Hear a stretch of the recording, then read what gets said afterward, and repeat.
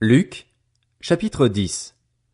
Après cela, le Seigneur désigna encore 70 autres disciples et les envoya devant lui deux par deux dans toutes les villes et dans tous les endroits où lui-même devait aller.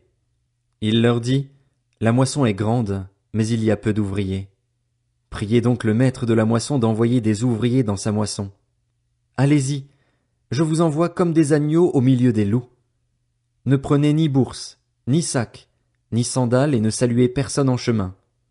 Dans toute maison où vous entrerez, dites d'abord, que la paix soit sur cette maison.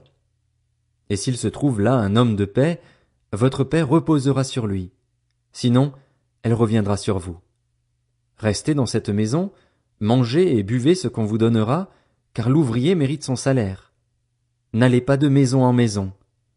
Dans toute ville où vous entrerez et où l'on vous accueillera, mangez ce que l'on vous offrira, guérissez les malades qui s'y trouveront et dites-leur, le royaume de Dieu s'est approché de vous. Mais dans toute ville où vous entrerez et où l'on ne vous accueillera pas, allez dans les rues et dites, nous secouons contre vous même la poussière de votre ville qui s'est attachée à nos pieds. Sachez cependant que le royaume de Dieu s'est approché de vous. Je vous dis que, ce jour-là, Sodome sera traitée moins sévèrement que cette ville-là. Malheur à toi, Chorazin, malheur à toi, Bethsaïda, car si les miracles accomplis au milieu de vous l'avaient été dans Tyr et dans Sidon, il y a longtemps que leurs habitants se seraient repentis, habillés d'un sac et assis dans la cendre. C'est pourquoi, lors du jugement, Tyr et Sidon seront traités moins sévèrement que vous. Et toi, Capernaüm, qui a été élevé jusqu'au ciel, tu seras abaissé jusqu'au séjour des morts. Celui qui vous écoute m'écoute. Celui qui vous rejette me rejette, et celui qui me rejette rejette celui qui m'a envoyé. Les 70 revinrent tout joyeux et dirent, Seigneur, même les démons nous sont soumis en ton nom. Jésus leur dit, Je regardais Satan tomber du ciel comme un éclair. Voici, je vous ai donné le pouvoir de marcher sur les serpents et les scorpions et sur toute la puissance de l'ennemi, et rien ne pourra vous nuire. Cependant, ne vous réjouissez pas de ce que les esprits vous sont soumis, mais réjouissez-vous de ce que vos noms sont inscrits dans le ciel. À ce moment même, Jésus fut rempli de joie par le Saint-Esprit et il dit, Je te suis reconnaissant, Père, Seigneur du ciel et de la terre, de ce que tu as caché ces choses aux sages et aux intelligents et les as révélées aux enfants. Oui, Père, je te suis reconnaissant car c'est ce que tu as voulu. Mon Père m'a tout donné et personne ne sait qui est le Fils, si ce n'est le Père, ni qui est le Père, si ce n'est le Fils et celui à qui le Fils veut le révéler. Puis il se tourna vers les disciples et leur dit en privé, Heureux les yeux qui voient ce que vous voyez.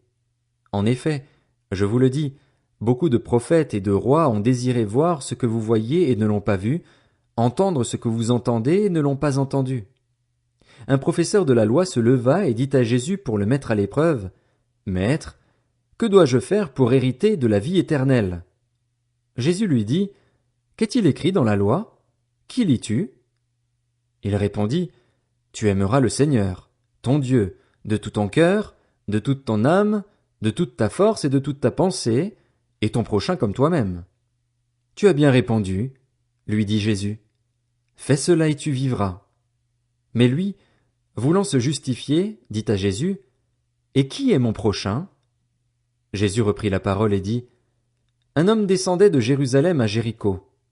Il tomba entre les mains de brigands qui le dépouillèrent, le rouèrent de coups et s'en allèrent en le laissant à moitié mort. Un prêtre qui, par hasard, descendait par le même chemin vit cet homme et passa à distance. De même aussi un lévite arriva à cet endroit. Il le vit et passa à distance. Mais un samaritain qui voyageait arriva près de lui et fut rempli de compassion lorsqu'il le vit. Il s'approcha et banda ses plaies en y versant de l'huile et du vin. Puis il le mit sur sa propre monture, le conduisit dans une auberge et prit soin de lui. Le lendemain, à son départ, il sortit 2 pièces d'argent, les donna à l'aubergiste et dit, Prends soin de lui, et ce que tu dépenseras en plus, je te le rendrai à mon retour. Lequel de ces 3 te semble avoir été le prochain de celui qui était tombé au milieu des brigands? C'est celui qui a agi avec bonté envers lui, répondit le professeur de la loi. Jésus lui dit donc, Va agir de la même manière, toi aussi. Comme Jésus était en chemin avec ses disciples, il entra dans un village, et une femme du nom de Marthe l'accueillit dans sa maison.